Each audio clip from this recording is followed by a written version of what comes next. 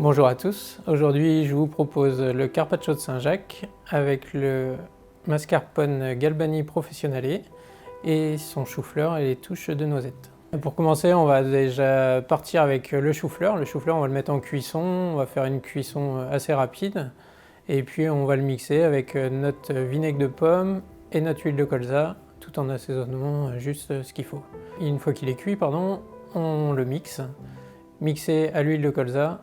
Et là, on essaye de faire une petite émulsion de chou-fleur assez légère avec une petite goutte de vinaigrette de pomme. Une fois que ça c'est fait, on part sur notre mascarpone. La mascarpone, on va l'assaisonner, pareil, huile de colza, vinaigrette de pomme fumée et on assaisonne sel, poivre. On mélange jusqu'à ce qu'on ait une bonne texture. S'il faut, on rajoute un petit peu d'huile pour arriver à cette texture assez onctueuse de la mascarpone.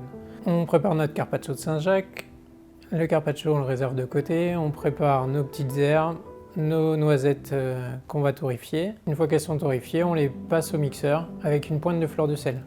Pas de sucre, rien du tout, juste de la fleur de sel. On va arriver à une pâte un petit peu comme un praliné, mais salé, qui va apporter un petit peu de peps à notre recette.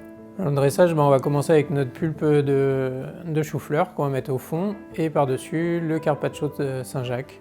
On commence à arranger correctement. Et on va ajouter notre petite quenelle de mascarpone dessus. Le mascarpone, on l'a pris pour le côté gras de cette recette, apporter cette onctuosité et avec le côté sucré et acide qu'on lui apporte. Une fois que ça c'est fait, on met nos petits pointes de noisettes. La noisette qui apporte un petit peu l'originalité de ce plat.